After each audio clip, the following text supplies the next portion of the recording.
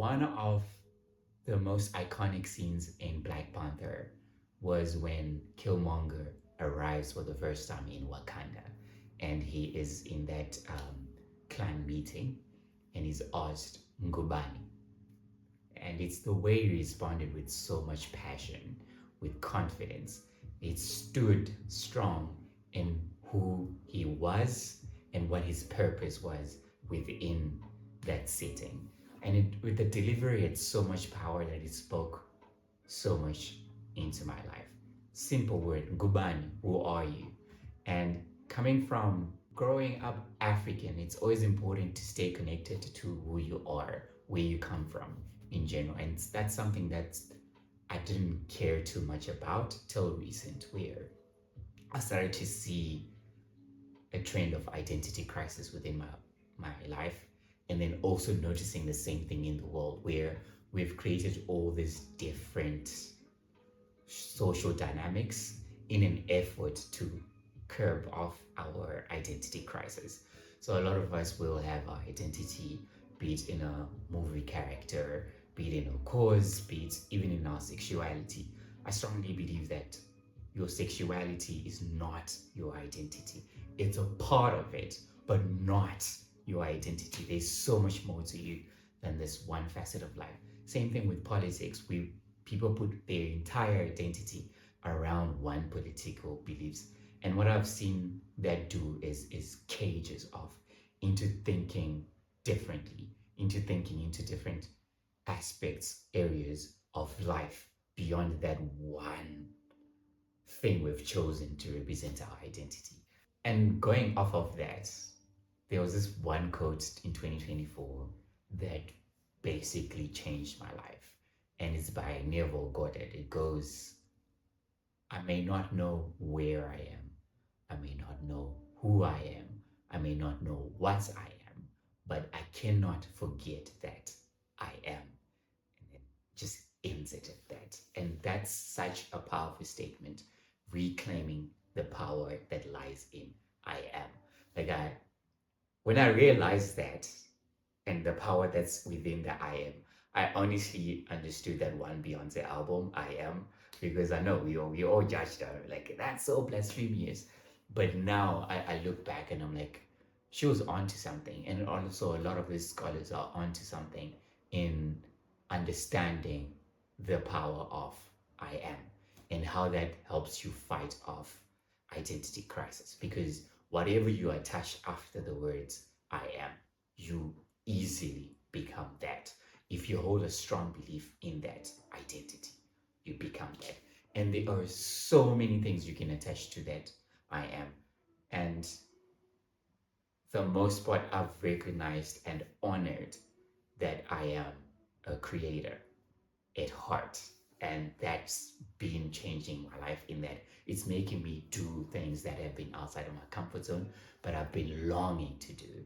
Um, and trying different things where I can place my identity into something that's completely foreign to me. Recently, like in the last 2 years, I became a DJ. I mentioned that earlier. And that I found an identity within that space of a creative outlet where you are a music connoisseur and you're just giving people good vibes. And I was like, oh, that's interesting. And interestingly, everyone around me, most people around me, that became the main thing. Who is Osvaldo? Ah, he's a DJ. And I was like, why are you guys boxing me to this one thing that is literally 30% of my life? And that's when I learned like the power of I am and the liberation to dictate and decide what that is for you. And I use the word dictate with intention because sometimes you need to be like, listen, I am this to yourself. And it's the confidence that comes with dictatorship. Like if you yeah, I am in a place where I grew up with dictatorship, so I kind of like know the confidence it takes to kind of like hammer dictatorship on people. So imagine doing that to yourself for the greater good, of course. And that's why I'm so excited about 2025 because it presents an opportunity to become.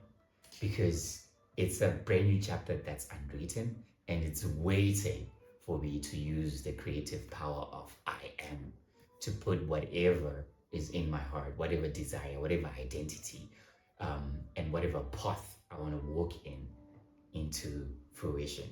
And that's the beauty of an unwritten year is the possibilities that open up in defining where you're going. And I made an analogy recently. I had a plant in my house. I've been I killed two plants, and this was like my last hope in making sure I do not become the worst plant dad of the century, because these were succulents.